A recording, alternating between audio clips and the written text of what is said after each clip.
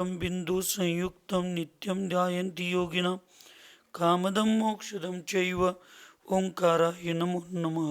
अविरल शब्द गणोग प्रक्षालित सकल भूतल कलंकरा मुनिगुरुपासेता सरस्वती हरिदिनो दुरितम् अज्ञानतिमिरां ध्यानां ज्ञानाञ्जनशलाकया चक्षुरुन्मीलितं तस्मै श्रीगुरुवे नमः। श्री परम गुरुवे नमः परंपराचार्य गुरुवे नमः सकल कलुष विध्वंसकं श्रेयसा परिवर्धकं धर्म संबंधकं भव्य जीवमन प्रतिबोधकारकमिदं पुण्य प्रकाशकं पाप प्रणाशकमिदं शास्त्रं श्री मरणकंटिका नामधेयम् अस्य मूल ग्रंथकर्तार श्री सर्वज्ञ देवास्तुतग्रंथकर्तार श्री गंधर्देवा प्रतिगंधर्देवा तेषां वचोनुसार मासाद्य सकल कीर्ति आचार्येण अमितगति आचार्येण विरचितम् इदं शास्त्रं श्रोतार सावधानतया शृण्वन्तु। मंगलं भगवान् वीरो तमोगनि मंगलं कुन्दकुन्दाद्यो जैनधर्मोऽस्तु मंगलं सर्वमङ्गलमाङ्गल्यं सर्वकल्याणकारकं प्रदानं सर्वधर्माणां जैनं जयतु शासनं वन्दे विद्यासागरं वन्दे सन्मति।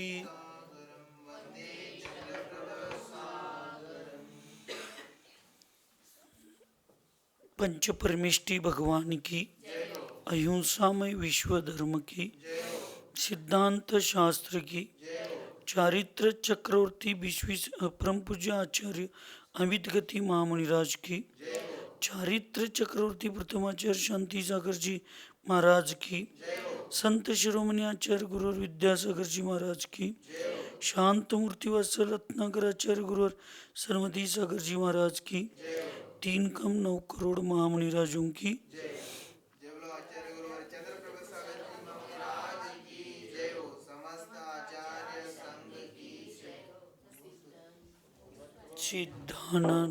सिद्धाननत्वा राधीच चतुर्धाराधनाफलं क्रमेणां ध्रुवं वश्ये स्वस्वरूपोपलब्धे।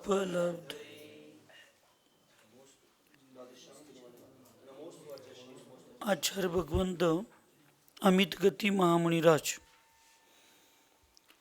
मरणकंडिका या महान ग्रंथामध्ये पूर्वचर्चेमध्ये ज्याच्याद्वारे मुक्ती साध्य केली जाऊ शकते आणि ज्याच्याद्वारे श्रमंता वृद्धिंगत होऊ शकते आणि आचार्यांची आराधना होते आणि ज्याच्याद्वारे संग प्रसन्न केला जातो त्याला विनय म्हणतात. असा विनयवान जो जीव आहे त्याला अन्य ज्या सगळ्या उपलब्धी आहेत त्या सहजतेने प्राप्त होतात. विनयाशिवाय मोक्ष सुखाची प्राप्ती करणं म्हणजे जहाजाशिवाय अंगाला पाणी न लावून घेता समुद्र पार करण्याची भावना केल्यागत भावना तिथे होते. ऐसे पूर्व चर्चा में आचार्यों ने बताया था. आज बता रहे विनय के माध्यम से उत्पन्न होने वाला अन्य गुण. यहाँ पे एक जो शब्द बताया ऊपर की गाथा में कि जिसके द्वारा संग प्रसन्न किया जा सकता है, ये विनय में बहुत जरूरी हो ऐसा कोई बात नहीं.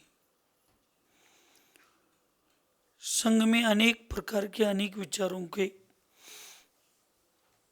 साधु रहेंगे, हरिखाई रहेंगी, ब्रह्मचरी ब्रह्मचर्य रहेंगे और चतुर्विध संघ के लेंगे तो श्रावक श्राविकाएं भी रहेगी.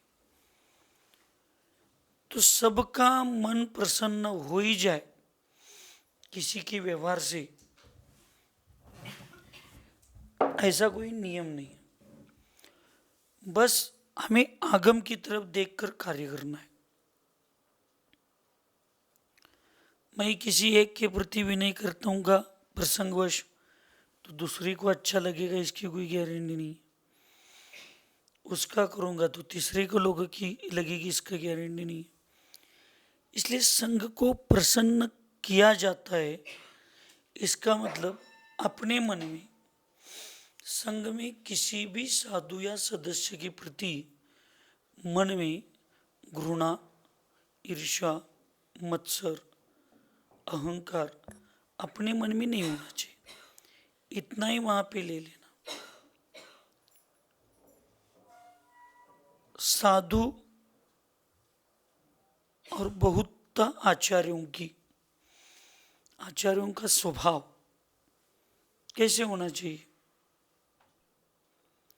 स्वयं के दुखों को दूर करके, स्वयं के दुखों की तरफ ध्यान न देते हुए और अपने दुखों को प्रकट न होते हुए जो सबके अच्छाई के लिए जीने का प्रयास करता है, सबका भला हो ऐसा चिंतन जो करता है, वो साधु मोक्ष मार्गी है। अब सबका भला हो इसका मतलब सबका अच्छा हो, इसका मतलब वो सबको प्यार करके ही जिएगा ऐसी कोई गारंटी नहीं। कोई गलत करता है, कोई दोष करता है, कोई अनुशासन से दूर जाने का प्रयास करता है, तो भी आचार्य अगर उससे उसके प्रति प्यार करता है, क्या उसको गलतियों को बताता नहीं या उनके गलतियों को छुपाने का प्रयास करता है, तो ये भी आचार्य के लिए बहुत बड़ा दोष माना गया। और गलतियां समझाने के बाद उसको बुरा लगेगा, वो गलत सोचेगा, ऐसी भावना से अगर वे डर कर या वीर सागर महाराज जी की अपेक्षा से, दया भावना से अगर शिष्यों के प्रति अनुशासित रखने का प्रयास अगर वो गुरु या वो साधु नहीं करेगा, तो उसके निमित्त से जितने शिष्यों में शिथिलता या आदरयुक्त सम्मान की भूमिका निकल जाएगी, अनादर उत्पन्न हो जाएगा, उसके लिए निमित्त गुरु को माना जाएगा। इसलिए गुरु को ना कठोर होना चाहिए, ना गुरु को भावुक होना चाहिए। जो आगम बताता है उसके प्रति अपने कर्तव्य को करना चाहिए, सबके प्रति। ना भावुक होना चाहिए, ना कठोर होना चाहिए, शिष्यों के प्रति भी और स्वयं के प्रति भी। स्वयं के प्रति भी अति भावुक होने का अगर प्रसंग आ जाएगा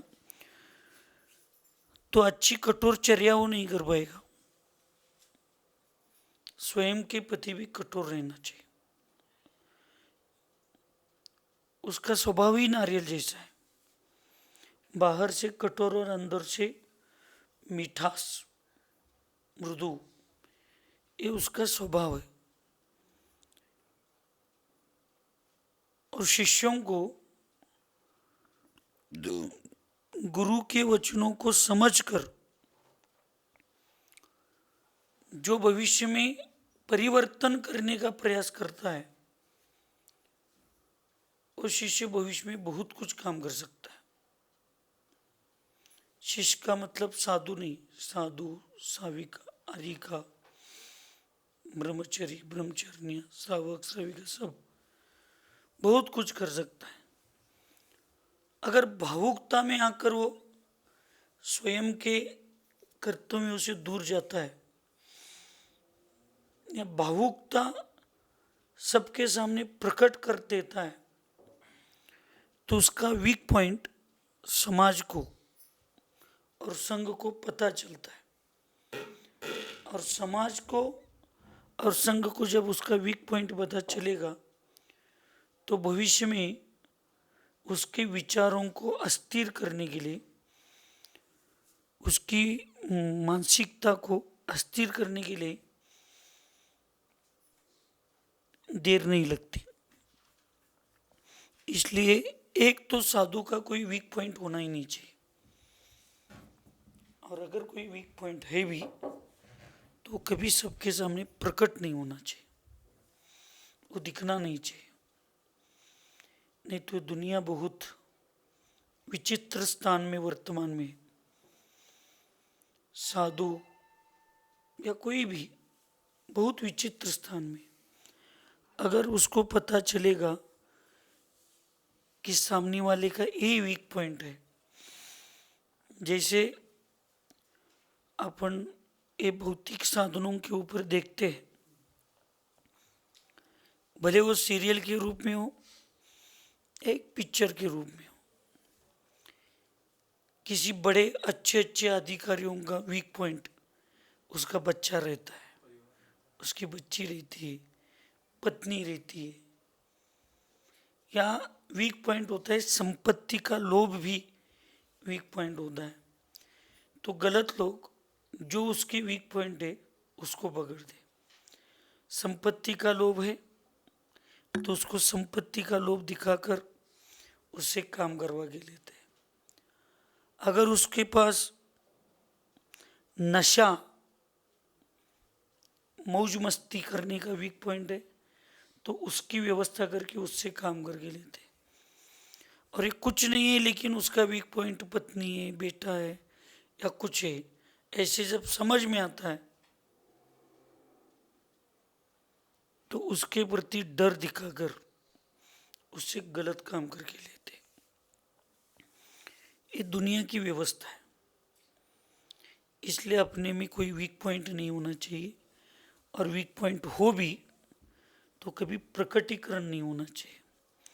जैसे द्रोणाचार्य का वीक पॉइंट अश्वत्थामा था, और इतना ज्ञान होते हुए भी, इतने शूरवीर होते हुए भी हर समय अपने बच्चे के 10 बार बोलता है कि तुम गलत लोगों का साथ दे रहे हो, तुम गलत कर रहे हो, मैं तुझे साथ नहीं दूंगा। 10 कदम जाता है तब एक बेटा बोलता है ठीक है आप जाओ, फिर रणांगन में आपके बेटे का कटा हुआ सर देखेंगी। फिर वापस आकर फिर गलत को, अपने बेटे के इसके निमित्त से गलत को सहयोग करता है। अभी योद्धा है, रणांगन में मरने या मारने के लिए ही जाना है, ये सब अपने शिष्यों को सिखाते हुए भी रणांगन में अपना बेटा मर गया ये सुनकर उसके हाथ से शत्रु छूट जाते हैं। द्रोणाचार्य का वीक पॉइंट अश्वत्थामा था, इसलिए द्रोणाचार्य ने गलत लोगों को साथ दिया।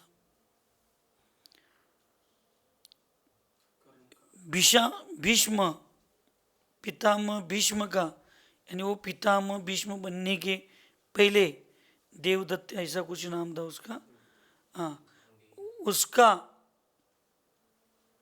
वीक पॉइंट उसके पिता थे, इसलिए पिता के प्यार के खातिर उसने स्वयं ब्रह्मचर्य रहा और उस मत्स्य कन्या से उनकी शादी करवा के प्रतिज्ञा की कि आज के बाद मैं राज सिंहासन पर नहीं बैठूंगा, उसका सेवक बनूंगा। ये उसका वीक पॉइंट। वास्तविक हस्तिनापुर के विनाश के लिए द्रौपदी तो बहुत बाद में निमित्त बनी, शकुनी तो बहुत बाद का निमित्त है, लेकिन हस्तिनापुर का पतन उस भीष्म की प्रतिज्ञा से चालू हो गई थी।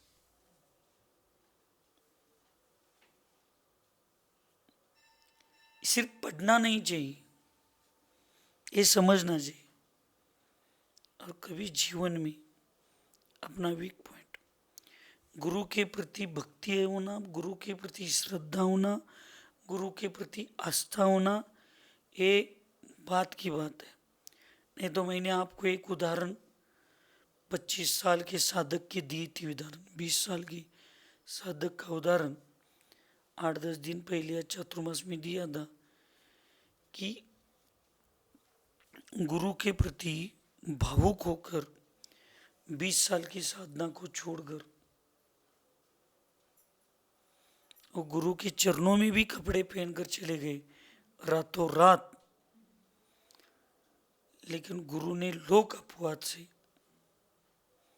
जैसे सीता सही थी मालूम होते हुए भी लोक अपवाद से उसको जंगल राम ने भेजा, वैसे उसकी भक्ति श्रद्धा को जानते हुए भी जिस प्रकार से भक्ति और श्रद्धा प्रकट हो गई, वो भक्ति और श्रद्धा धर्म को कलंकित करने वाली थी, दिगंबर मुद्रा को कलंकित करने वाली थी, इसलिए उनकी तरफ देखा भी नहीं। उसका दुख भी गुरु को होता है। इस विश्व के सबसे बड़े अगर गंभीर या धीर वीर कोई था तो आचार्य विद्यासागर जी का जीव था। उन्होंने कभी अपने दुख को लोगों के सामने दिखाया नहीं, प्रकट नहीं किया, और भावुकता तो जीवन में नहीं हुई, नहीं तो इतने बड़े संघ में संघ का उद्धार ही नहीं होता। इसलिए विनय का मतलब झुकना, बहुत झुकना ऐसा नहीं। विनय का मतलब यहाँ पे सबके प्रति आदर सम्मान करना, किसी का अपने निमित्त से अविनय ना हो इसकी तरफ ध्यान देना। विनय के माध्यम से उत्पन्न होने वाले अन्य गुण यहाँ पे आचार्य भगवंत बता रहे। कल्पाचार परिज्ञानम दीपनम मानभंजनम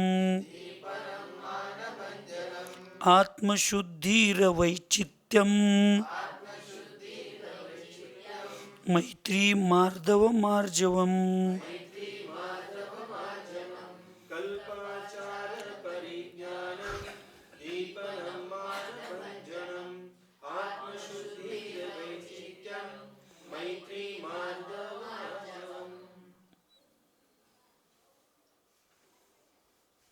इसलिए साधु को कभी संघ व्यवस्था हो, मुझे किसी पर शास्त्र के सामने तो मैं टीकात्मक नहीं बोलता, लेकिन वास्तविक बोलना भी चाहिए। कोई साधु, वीर सागर महाराज जी, चंद्रकीर्ति सागर महाराज जी, सरल सागर जी, सुन लीजिए, अगर कोई साधु भविष्य में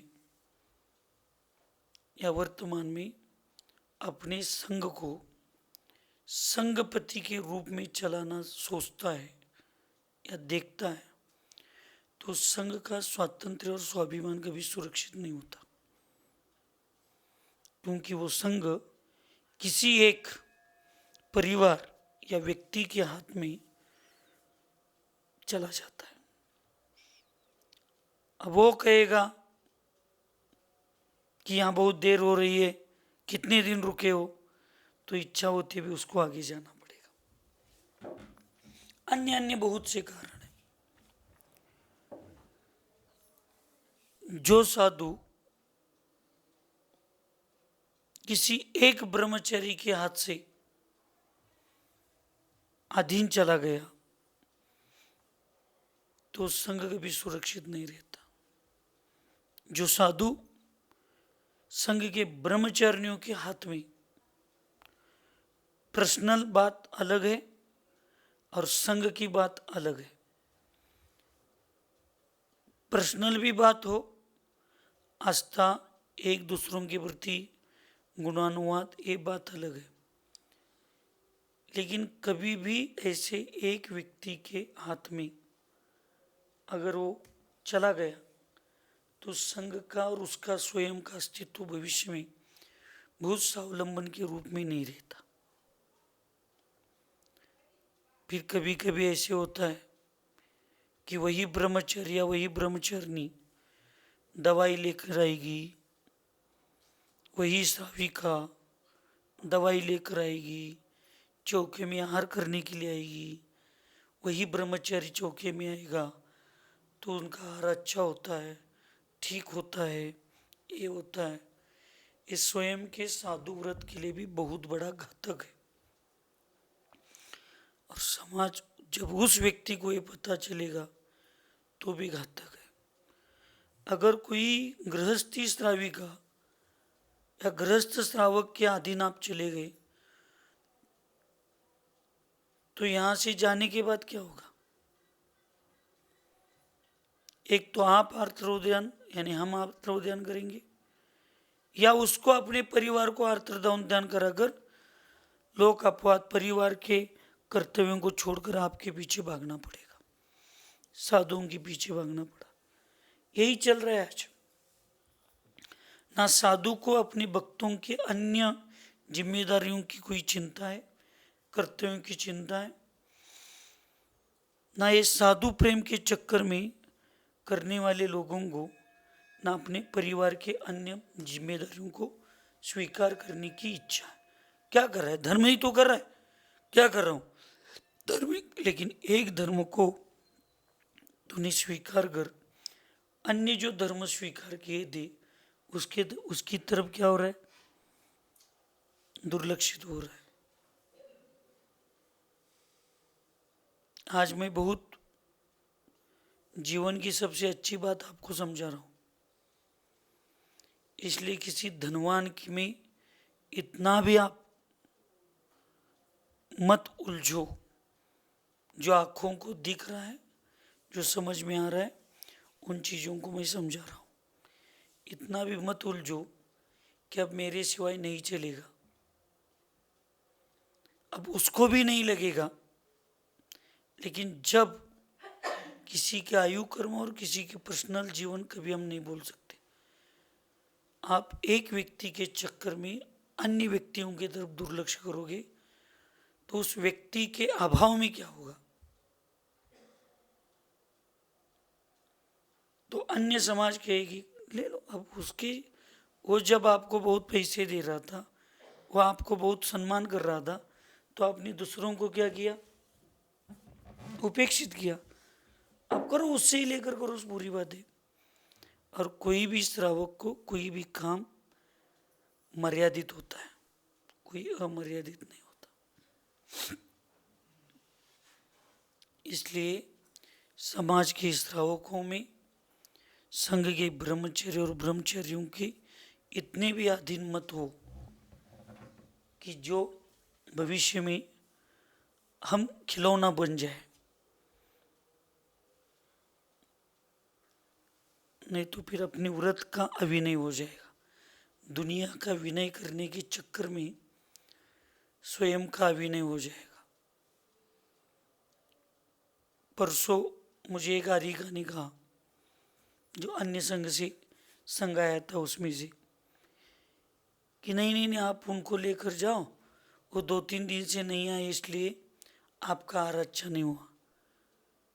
मैंने कहा जो साधु अपने माँ बाप के भावुकता तोड़ कर आ सकता है, वो किसी एक ब्रह्मचर्य या किसी एक ब्रह्मचारिणी के आहार से आने और न आने से उस पर कोई असर नहीं होता।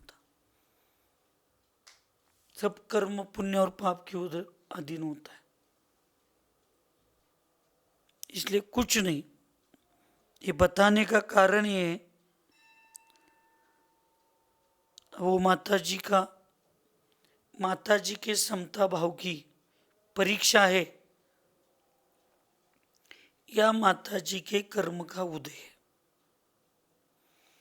कि जो माता जियों की आहार की व्यवस्था प्रतिमादेर लोग अच्छे से करते थे, जो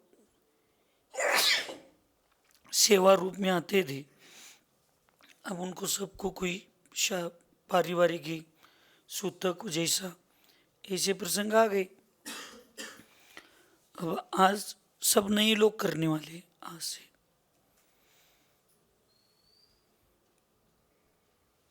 सही भी हो सकता है, पुण्य के प्रभाव से, आपकी तपस्या से, या पूर्व के कोई कर्म के उदय से कोई चीज गलत भी हो सकती है। तो समता, सर्वभूतेषु संयमी, शुभ भावना। इसलिए मैं कभी भी कोई चीज का विकल्प नहीं करता। ये अपने व्रतों के प्रति विनय भाव होता है। विनयवान का कल्प शास्त्र और आचार शास्त्र का परिज्ञान ऊर्ध्वगत हो जाता है। जो विनयवान होता है उस साधु का या कोई भी जीव का कल्प शास्त्र और आचार शास्त्र का परिज्ञान, जो ज्ञान है, वो ऊर्ध्वगत यानी क्या होता है, बढ़ते जाता है। मान कषाय नष्ट हो जाता है। इन सब चीजों से क्या होता है, मान कषाय नष्ट हो जाता है। आत्मशुद्धि, चित्त में स्थिरता, सबके प्रति मैत्री भाव, मार्दव भाव और अर्जो भाव विकसित हो जाता है। माता जी, हम कभी भी किसी संघ में चले गए, कभी भी, तो हम सामने वाले साधु के कभी दीक्षा की डेट कभी नहीं पूछते। और मैं स्वयं कभी अन्य से पूछताछ भी नहीं करवाता। मैं स्वयं वहां जाएंगे, आहारचर्या के समय हम अपने आप खड़े रहेंगे अपनी भक्ति विक्ति करके। वो साधु अगर कहेगा आप पहले उठिए, तो हम उठेंगे, नहीं तो हम कहेंगे आप उठिए। हम क्यों पूछताछ करें, हम बड़े हैं जो छोटे हैं, कौन बड़ा है कौन। वो तो जिम्मेदारी इनडायरेक्टली, अहंकार के रूप में नहीं, किसी का अभिनय ना हो इसलिए संघ के साधुओं की होती है।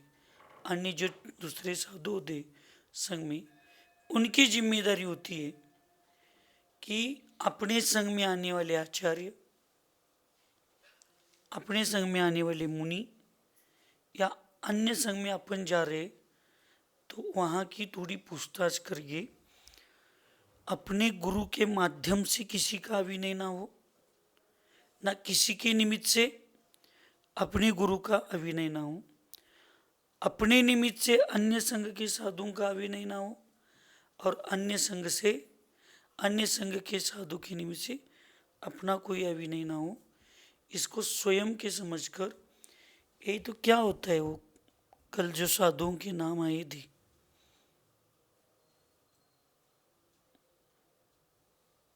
स्थवीर और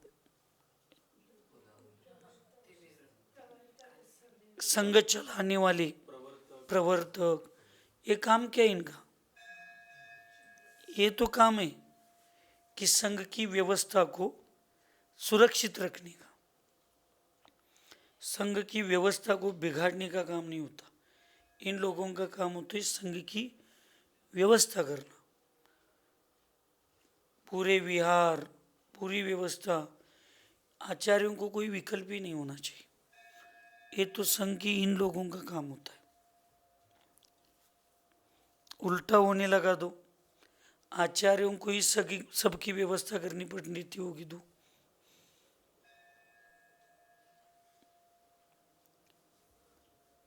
तो ये समझ कर लेना चाहिए। इसलिए मैं कभी नहीं पूछता।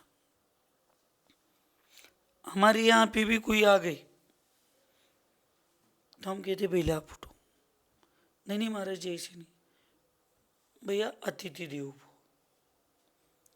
फिर वो कहेंगे नहीं आप हमसे बड़े हो, महाराज जी आप पहले उठो, अभी नहीं हो जाएगा संघ का, तो फिर उठो। ये पहले से 4 दिन से व्यवस्था चलती है।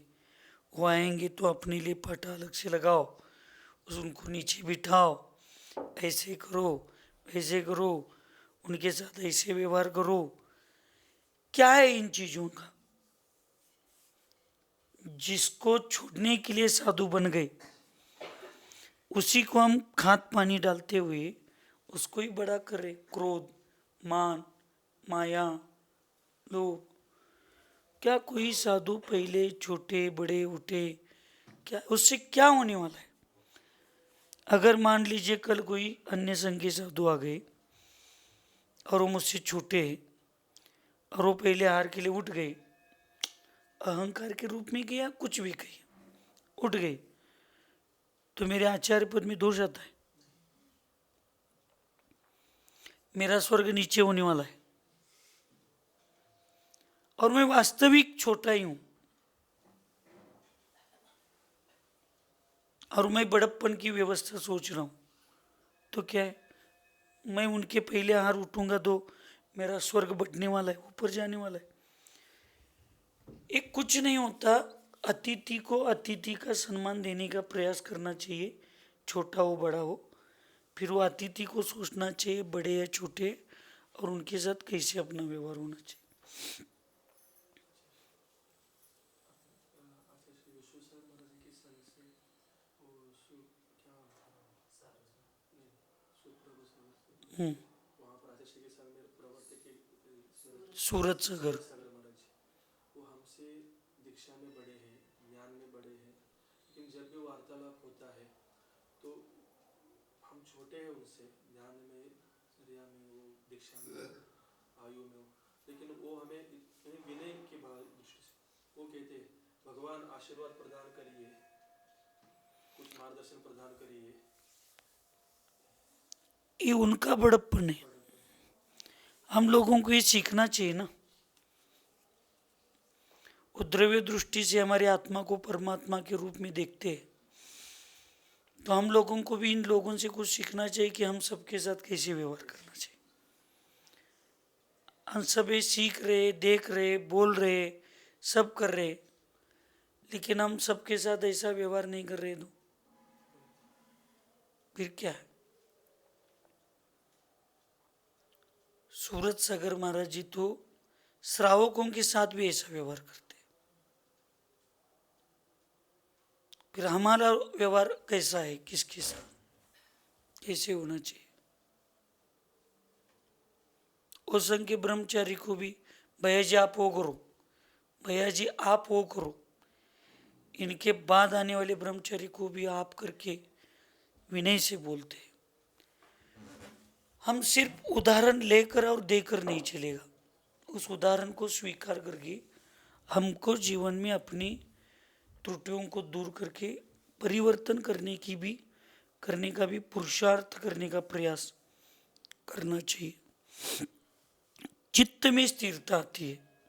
विनय से क्या होती है? अब मुझे सबका ही विनय करना है, तो कौन बड़ा है कौन छोटा है क्या है? फिर अस्थिर होंगे क्या? वो मुझसे पहले कैसे हार के लिए उठे, वो मुझसे ऊपर कैसे बैठ गए, मुझे नीचे क्यों बिठाया, वो मेरे पहले आगे आगे क्यों जा रहे? कोई नहीं, सब स्थिर रहता है। जब मन स्थिर रहता है ना, तो शरीर के स्थिर नाम कर्म का भी बंद होता है और स्थिर नाम कर्म का उदय होता है। मन अस्थिर होता है तो ये पीत वात कफ की अस्थिरता बढ़ जाती है।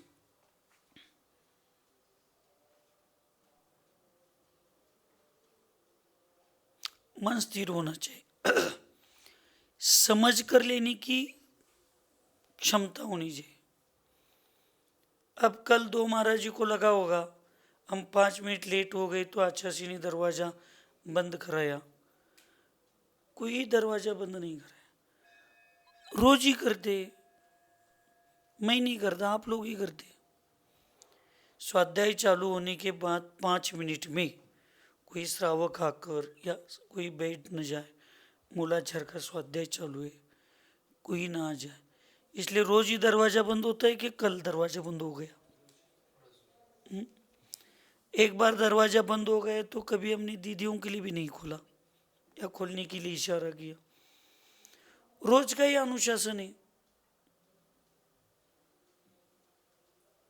अनुशासन में किसी को देखकर जानबूझकर किसी का अपमान और अभिनय होने की भावना से अगर नियमों में चेंज करेंगे या किसी के गलतियों को छुपाने के लिए नियमों को अगर चेंज कर देंगे तो फिर सबके लिए अलग अलग कानून बनाना पड़ेगा। हमारा कोई ये मतलब नहीं था कि किसी का अभिनय करे, लेकिन हमारा ये तो मतलब जरूर होता है कि किसी के लिए कोई नियम चेंज नहीं है, सबके लिए सब नियम स्थिर है। तो उसको बहुत बुरा मानकर दिन भर आत्मोद्यान करने से अच्छा उसी समय प्रत्याख्यान होना चाहिए कि भविष्य में ये प्रसंग मेरे ऊपर नहीं आएंगे, इतने में सजग रहूंगा, इतना जागृत रहूंगा और इतना अप्रमादी रहूंगा। ये नियम होनी चाहिए, इस संकल्प होनी चाहिए। कल ही प्रतिक्रमण और प्रत्याख्यान की चीजों का क्या हमने अभ्यास किया। प्रतिक्रमण क्या है? भूतकाल की गलतियों का सुधार करना, ये प्रतिक्रमण है। और प्रत्याख्यान क्या है? भविष्य में ये गलती नहीं करूंगा, इसका संकल्प करना। प्रत्याख्यान है, शायद कल ही मूलाचार में कल ही हुआ था। किसी भी चीज को अंतर्मुख से ज्यादा अगर मन में दबा कर रखोगे तो उसके पाप का प्रभाव बढ़ जाता है। नहीं रख के लेना चाहिए। मैंने गलत किया है ना, उसका जो भी प्रतिक्रमण प्रायश्चित प्रत्याख्यान करो, अगले मिनट में, अगले अंतर्मुहूर्त में आगे के कार्य के लिए सजग रहो। एक गलती में मैंने गलती की, इसके चक्कर में भावुक होकर आगे की भी कार्यों को गलतियों में परिवर्तित हो जाएगा। समाज के लिए अच्छा नहीं दिखेगा, अपने लिए आत्मोद्यान बढ़ता जाएगा, अपने कर्मों का आश्रय बढ़ेगा, फिर बंद हो जाएगा, फिर वो भविष्य में उदय में आएगा, फिर इससे बड़ी बड़ी गलतियां हो जाएगी।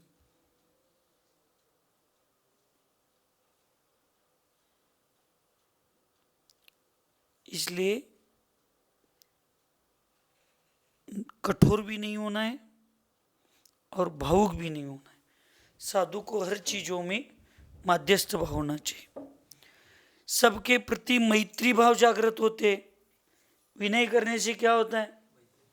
सबके मन में अपनी आस्था को निर्माण करेंगे, नहीं करेंगे मालूम नहीं। हमारे प्रति सबके मन में आस्था उत्पन्न होगी, इसकी कोई गारंटी नहीं, लेकिन विनय से प्रेम भाव तो जागृत जरूर होता है। शत्रु के मन में भी होता है।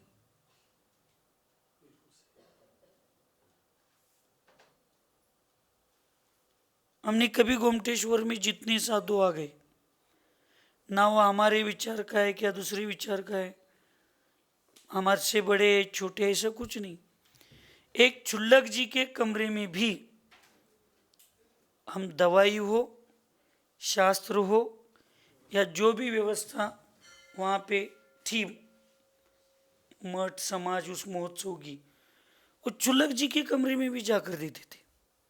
हम ये नहीं कहते थे कि क्षुल्लक जी मेरे कमरे में आ जाए, मैं आचार्य हूँ।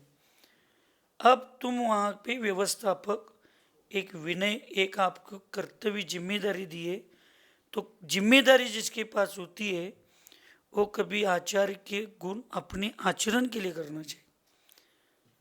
और एक सेवक के रूप में तुम्हारे लिए सब लोगों के प्रति एक ही भाव होनी चाहिए।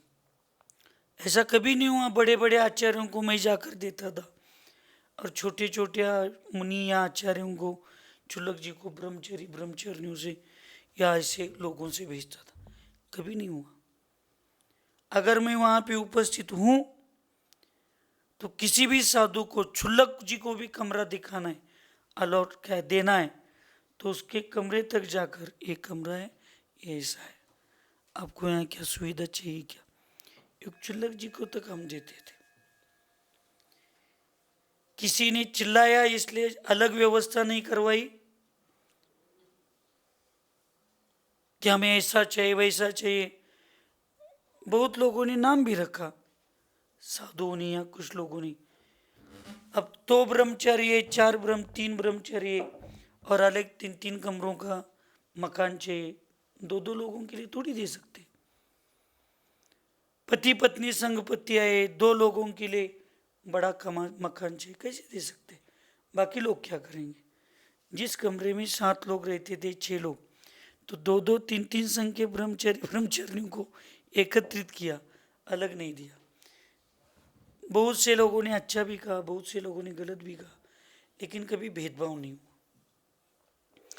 तो विनय से प्रेम भाव, मैत्री भाव बढ़ जाते। मार्दव गुण आता है, मार्दव भाव। मार्दव का मतलब क्या है। मान कषाय की हानि होती है, मान कषाय मंद होता है विनय गुण से। आर्जव भाव विकसित होता है, सरलता और वृद्धिगत होती है। ये सब विनय के माध्यम से होते हैं। फिर प्रश्न किया विकास भैया जैसे एक जिज्ञासु ने कि कल्पशास्त्र और आचार शास्त्र किसे कहते हैं और इनका ज्ञान हो जाने से क्या लाभ होता है। तो आचार्य भगवंत उत्तर देते हैं, जो शास्त्र अपराध के अनुरूप दंड विधान की संयोजना का प्रकाशन करता है उसे कल्प शास्त्र कहते, जैसे प्रायश्चित शास्त्र आदि। यानी जो शास्त्र अपराध करने वाले स्वयं को और शिष्यों के या चतुर्विद संघ के लिए उसके कौन से अपराध का क्या दंड है, इस दंड को बताने का, जिसमें विधि बताई है, लिखी है, प्रकाशित की है, ऐसे दंड शास्त्रों के विधान किए हुए शास्त्रों को कल्प शास्त्र कहते हैं। उस कल्प शास्त्र में भी ज्ञान वृद्धिगत होता है विनय से।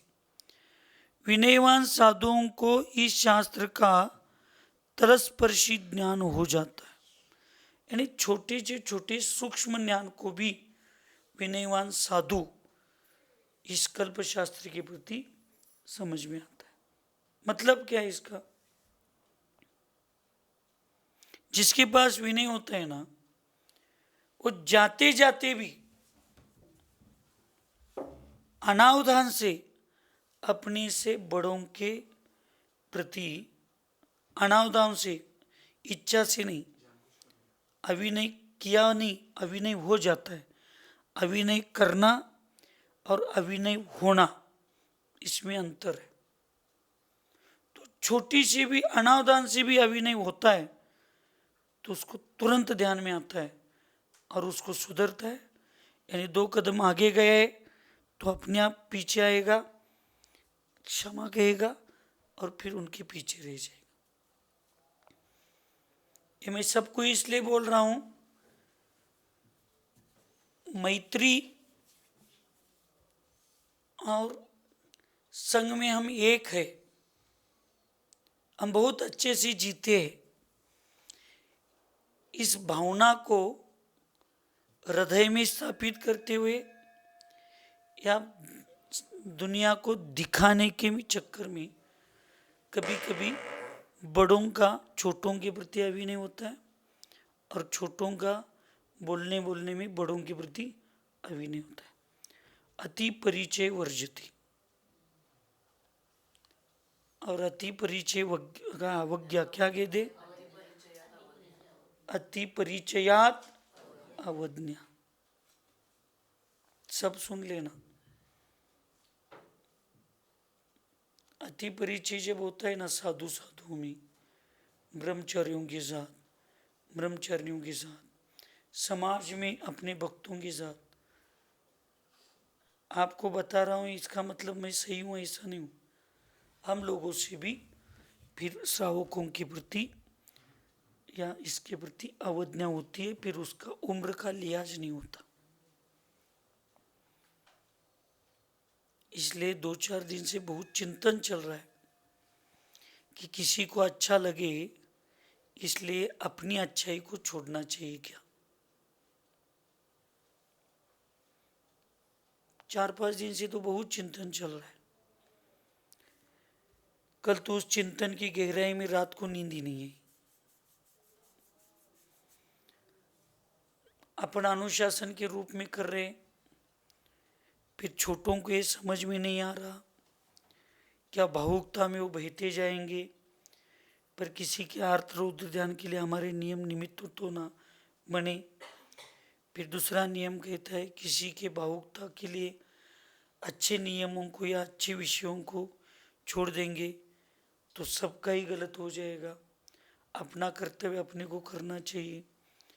छोटे सब समाज जो समझना है वो समझे।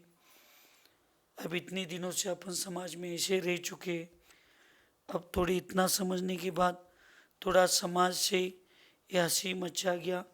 कम से कम जाते आते समय भाव तो अच्छे ही थे, लेकिन समाज को अच्छा लगे या समाज के लोग धर्म से जुड़े, इसके लिए सब थोड़ा हंसी मजाक चलता था। अब छोड़ेंगे तो उनको क्या लगेगा, अब उनको क्या लगेगा ये सोच रहे तो तुम्हारा आगम को क्या लगेगा, ये दूसरा मन भी पूछ रहा है। फिर तुम्हारे लिए आगम जरूरी है क्या, समाज जरूरी है। ये सब चिंतन 2-4 दिन से चल रहा है। और उसमें फिर अपने को कितनी परसेंटेज परिवर्तन करने की मानसिकता होनी चाहिए, होना भी चाहिए। नहीं तो पढ़ने के बाद फिर वही आगे वही पीछे, तो बोलकर क्या फायदा है, सुनकर क्या फायदा है, सुनते समय भावुक होकर क्या फायदा है। अगर परिवर्तन ही नहीं होगा तो सुनकर भी क्या फायदा है, और स्वयं में परिवर्तन नहीं होगा तो बताकर भी क्या फायदा है। प्रैक्टिकल जीने का प्रयास होना चाहिए।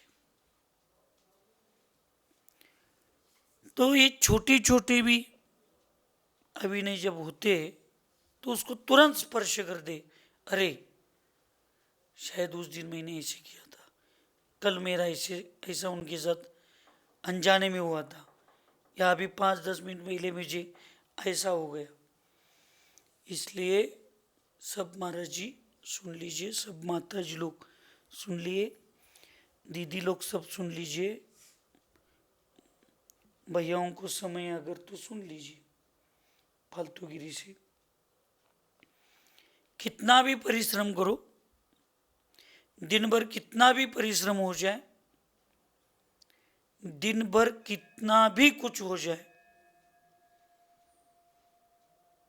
दरवाजा लगाने के बाद तुरंत चटाई नहीं बिछाना, दरवाजा लगाने के बाद तुरंत सोना नहीं।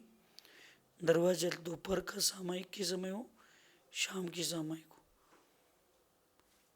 5 मिनट सुबह 4 बजे से उठने से अभी मेरी शाम को दरवाजा लगाने के समय तक एक बार फ्लैशबैक होते जाओ। सुबह से शाम तक का पूरा हिसाब किताब करो कि मैंने 4 बजे से उठकर जो जो क्रियाएं की, उसमें कहीं जिनवानी का अभिनय हुआ है क्या, उसमें कहीं अपने बड़ों का अभिनय हुआ है क्या, अपनी छोटों का अभिनय हुआ है क्या। ऐसे कोई मेरे शब्द मुख से किसी श्रावकों के प्रति जो पूर्व चर्चा में हुए थे, गृहस्थों के अयोग्य, ऐसे कोई शब्द मेरे हंसी मजाक में किसी के प्रति गए क्या। इन सब का थोड़ा रिवीजन सुबह से शाम तक का 5-10 मिनट में करो। और सोते समय परोक्ष रूप में सबसे क्षमा मांगो। और हृदय अगर बड़ा है, विशाल है, तो कल वो सामने आ जाए तो कल मुझे ऐसे नहीं बोलना चाहिए था, थोड़ा हंसी मजाक में हो गया, आप गलत नहीं समझना, क्षमा करो। कभी कभी बड़ों को समझ के आवाज नहीं समझ में आ गई, या पीछे से बोल रहे तो वही बोल रहे या वही कर रहे, समझ में नहीं आता। तो हमारे मुख से भी कभी कभी ऐसे एक आध वचन चला जाता है, लेकिन जब समझ में आता है वो अपने से बड़े हैं तो तुरंत क्षमा मांगते, मांगना चाहिए। तो इन सबसे मार्दव भाव, आर्जव भाव विकसित होगा। सिर्फ कहने से, सुनने से, कहने से, उतने ले 2-4 मिनट आंखों से पानी बहने से आंखें स्वच्छ हो जाएगी, हृदय स्वच्छ नहीं होगा। सुन रहे क्या सब लोग? आंखों के पानी बहने से और परिवर्तन नहीं होने से आंखें तो साफ हो जाएगी, लेकिन आंखें साफ होने से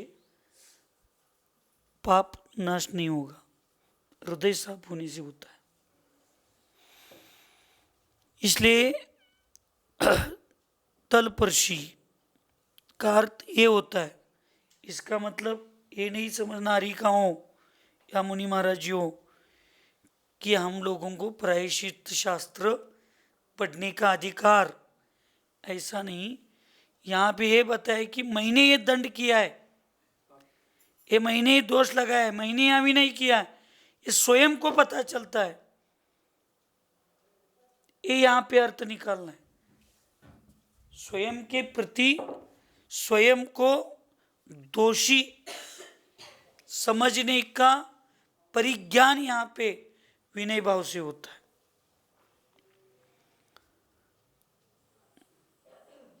कल्प शास्त्र अविनयी साधु के लिए दंड विधान का निर्धारण करता है।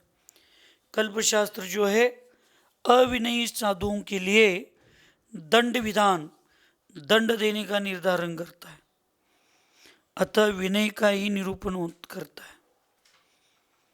ब्रह्मचारी या सबके लिए आप समझ के लेना, ये आ रहा है इसलिए मैं बता रहा हूं, कोई पर्सनल नहीं लेना। अगर आपके कमरे और आपके स्थान विश्राम के लिए आदि सब गुरुओं के निर्देशन में फिक्स हुए तो मन चाहे जब भी दोपहर में सामायिक हो गई तो नींद आ गई तो खाली दिखा उस कमरे में घुस जाओ और दरवाजे लगाकर सो जाओ, ये अतिक्रमण का दोष आता है। किसका दोष आता है? अतिक्रमण का। जब ब्रह्मचारियों के लिए ऊपर महाराजों के कमरे में रहने के लिए अनुशासन बना है तो कल तो आपके मन में यही भावना चल रही थी क्या? ऊपर साधुओं के कमरे में हमें बंधन सा लग रहा है और इन साधुओं के निमित्त से हमें ऊपर आना पड़ा है, तो ये साधु जल्दी से विहार करे तब हमारे कमरे हमें खाली मिल जाए, यही भाव कर रहे थे क्या आप लोग? जैसे साधु निकल गया, कमरा खाली हो गया तो तुरंत दरवाजा खोल के अंदर घुस गया।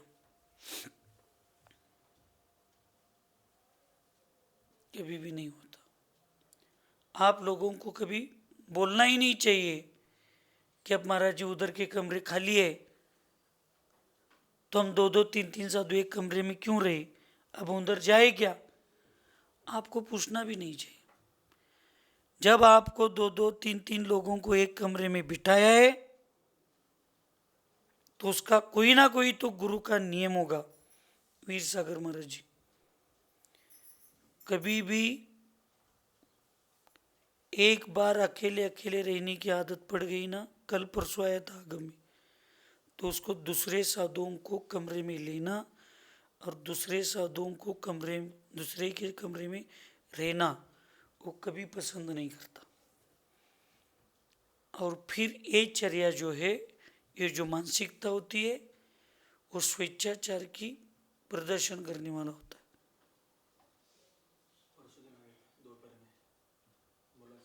आया था ना, उसका प्रदर्शन होता है। इसलिए कभी विहार काल में ऐसे प्रसंग आया, सावकों के कमरे जहाँ पे व्यवस्था है वहाँ कमरे ही नहीं है, तो आप लोगों को ऐसे समझना चाहिए कि आज गुरु के कमरे में बैठने के लिए मिल रहा है, मेरा कितना सौभाग्य। और आप अपने भक्तों को बताकर अलग से व्यवस्था करने के लिए बताओगे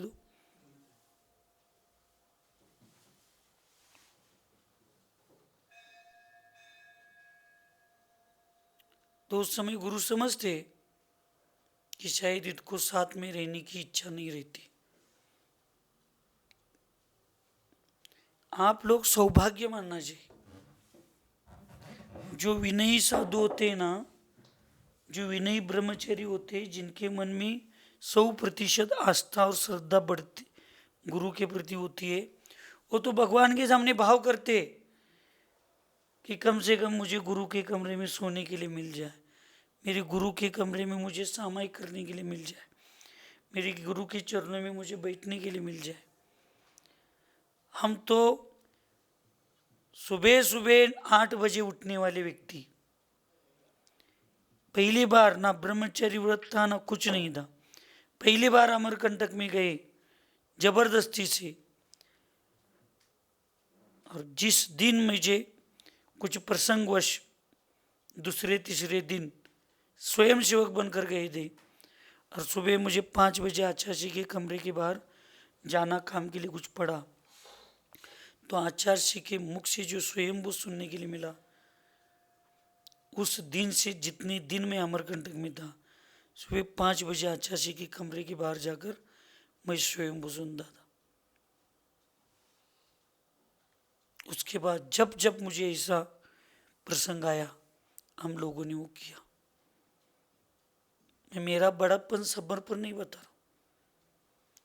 अब आपको गुरु को कमरे में सोने के लिए और बैठने के लिए बुलाने के बाद आपका मन ही प्रसन्न नहीं होगा तो क्या श्रद्धा क्या है? सिर्फ आगे पीछे घुपने से श्रद्धा होती है?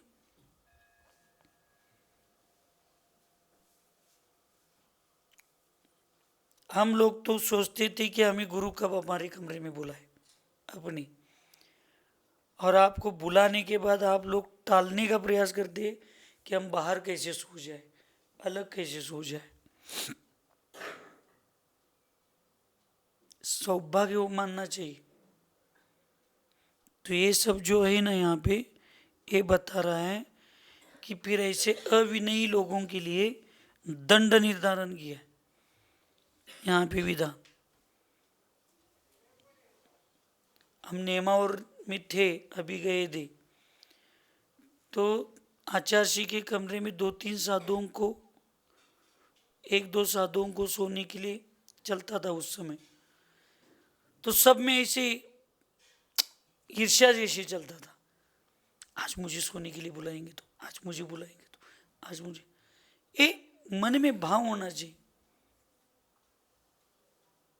और कभी ऐसे विहार ऐसे प्रसंग में एक आध बात गुरु के साथ बैठने का प्रसंग आता है, सोने का प्रसंग आता है, उनके सामने देखो गुरु मंत्र उच्चारण करे या ना करे, उसका आभा मंडल भी शिष्यों को सुरक्षित रखता है। और ऐसी व्यवस्था नहीं है, सब एक जगह बैठना है, तो हम लोग क्या करते हैं फिर, अपने अनुयायियों को बताकर अलग से कमरा साफ करो, अलग से कमरे व्यवस्था करो।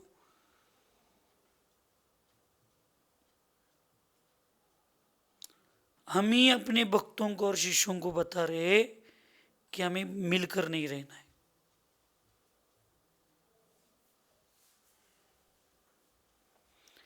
तो फिर ये अविनय है क्या? विनय गुरु के वचनों के प्रति और गुरु के आदेश के प्रति, हाँ अविनय है, तो उसके लिए दंड विधान निर्धारण करता है कल्पशास्त्र, अतः वह विनय का ही निरूपण करता है। उसके भय से साधुजन विनय करने में तत्पर रहते, यह इस शास्त्र का ही उपकार है। और फिर कभी अन्य संग आ गया साधु और जगह नहीं है, तो 2 ही चीजें होती है ऐसे साधुओं के मन में, एक तो मेरे कमरे में कोई नहीं आएगा, तो इसलिए उन आने वाले आगंतुक साधुओं के लिए अलग व्यवस्था करने के लिए फिर अर्थ करना पड़ता है। या आप उनको कमरा दे दिया तो उनमें घुल मिल कर रहने से अच्छा ये साधु, स्वेच्छाचारी साधु अपनी व्यवस्था अलग कहीं जाकर बैठता है। तो आपको अपनी संघ के साधु में या अन्य आने वाले साधुओं में घुल मिलकर रहने का भाव नहीं है। अपनी गलतियां या अपने प्रमाद को 2-4-8 दिन के लिए भी छोड़कर सबके बीच में रहने का भाव नहीं है, तो फिर हम साधुओं के मन में प्रेम क्या है, आदर क्या होगा, विनय क्या होगा? सिर्फ हाथ पैर दबाने से विनय होगा? नहीं हो सकता। तो ये चीजें होनी चाहिए।